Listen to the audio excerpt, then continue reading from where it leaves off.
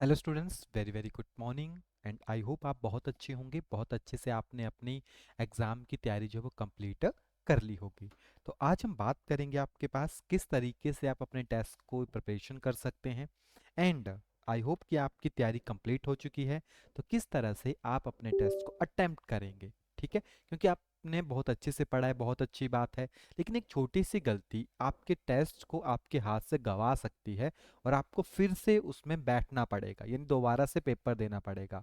तो आपको ऐसा ना करना पड़े तो आपको किन चीज़ों का ध्यान रखना है, और इसमें हम बात भी करेंगे कि आपके पास जो एडमिट कार्ड है वो कब आपके पास आएंगे, ठीक है। क्योंकि आपके पास आपके एचपी टैट के एग्ज़ाम जो हैं वो ऑलरेडी शुरू होने वाले हैं। और जो हमारे पास अभी लेटेस्ट नोटिफिकेशन आई थी 26 तारीख के आसपास, उसमें आपने देखा था कि आपके जो एग्ज़ाम्स हैं, ठीक है, वो बेसिकली जैसे जेबीटी, शास्त्री, टीजीटी के, तो जेबीटी और शास्त्री थोड़ा सा चेंज था। 15 तारीख को आपके पास मेंशन किया गया है, ठीक है। एंड आपके पास आर्ट्स और मेडिकल के इस पर पहले हैं पेपर, अदरवाइज ये बाद में होते थे। तो ये 17 तारीख को है। आपके पास नॉन मेडिकल का हो गया एंड एलटी का हो गया, ये 24 तारीख को है। और 26 तारीख को आपके पास है पंजाबी एंड उर्दू का। तो आज 12 तारीख है और 15 तारीख को ये मेंशन कर रहा है कि आपका पेपर होगा। तो जैसे ही एडमिट कार्ड आपके पास आता है तो यहाँ पे डायरेक्टली लिखा गया है कि 4 दिन पहले जो है आपका एडमिट कार्ड जो है वो रिलीज होगा। तो आप नॉर्मली, मैं आपको यहाँ से मेंशन कर देता हूँ किस तरीके से आप जो है अपने एडमिट कार्ड को डाउनलोड कर सकते हैं। आपको नॉर्मली अपने ब्राउज़र के ऊपर जाना है, वहाँ पे एच पी बोस आपको सर्च करना है, ठीक है। एच पी बोस की मेन साइट के ऊपर जाके यहाँ पे नोटिफिकेशन का ऑप्शन होता है, जहाँ पे जाके आप लेटेस्ट नोटिफिकेशंस को चेक कर सकते हैं।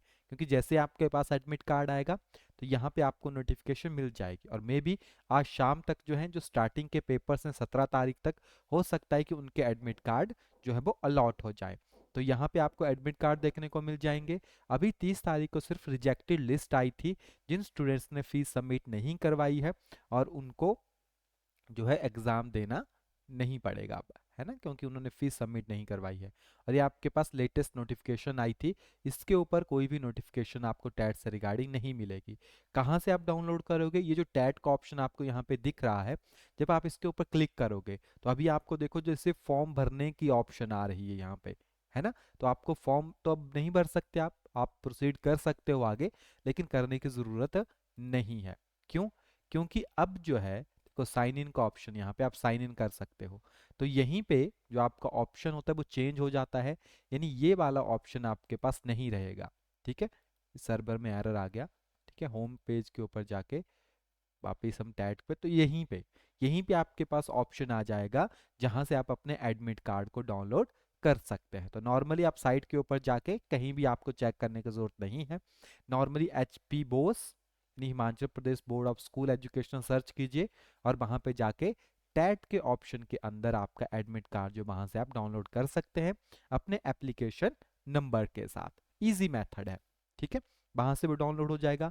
प्लस साथ में आपके जो पेपर हैं जो स्टार्टिंग वाले, उनके एडमिट कार्ड अभी आ जाएंगे, फिर नेक्स्ट के थोड़े टाइम के बाद आते हैं, क्योंकि 4 दिन पहले तो 3 दिन पहले ही आते हैं एडमिट कार्ड, जहां तक आपने देखा है। अब किस तरीके से आप अपने पेपर को अटेम्प्ट करोगे कि आप जो है अच्छा स्कोर वहां पे करें, यानी मिनिमम 90 मार्क्स का जो क्राइटेरिया आपके पास है उसको तो आप क्वालिफाई कर पाए, क्लियर।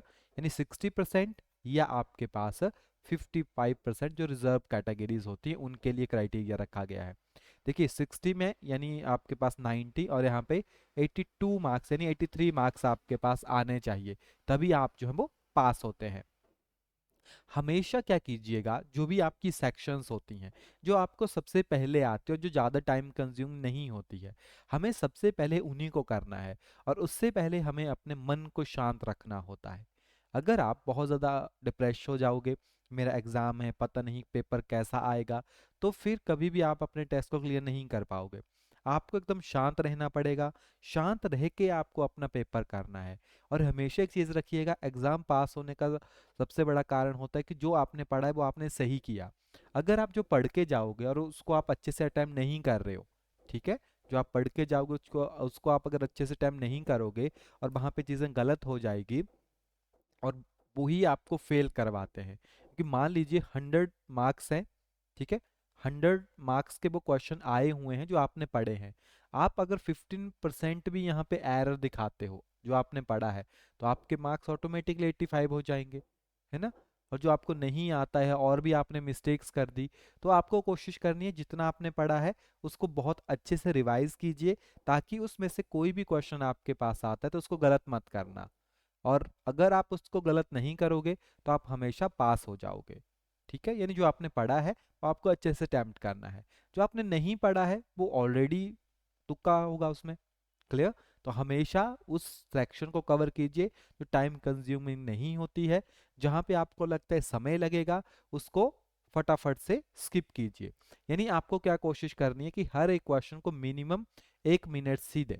अगर इससे ज्यादा 10 मिनट एक क्वेश्चन को दोगे ना, तो टोटल 150 मिनट्स ही होते हैं। तो फिर 15 क्वेश्चन ही थोड़ी करने हैं आपको। क्लियर। तो आपको क्या करना है, टाइम जो सेविंग क्वेश्चन होते हैं, फिर लास्ट में पता लग जाता है कि हमारे पास 30 मिनट्स बच रहे हैं, तो 30 मिनट्स जो है वो मैं अब दे सकता हूँ अपने 10 क्वेश्चन के लिए जो ज़्यादा टाइम कंज्यूमिंग होते हैं। ये प्रॉब्लम ज़्यादातर आती है जहाँ पे मैथमेटिक्स वाली टर्म्स आएंगी, आपके पास न्यूमेरिकल बेस्ड टर्म आएंगी। तो न्यूमेरिकल्स में आपको लगता है कि मेरा ज़्यादा समय लग रहा है, ये कैलकुलेशन अभी नहीं हो पा रही है, तो आप उसको स्किप करके जो है एक ऐसे मूव कीजिए जहाँ पे आप जो है वो ईजिली उसको अटेम्प्ट कर पाए। क्लियर। चलिए, तो अच्छे से अपना पेपर दीजिए।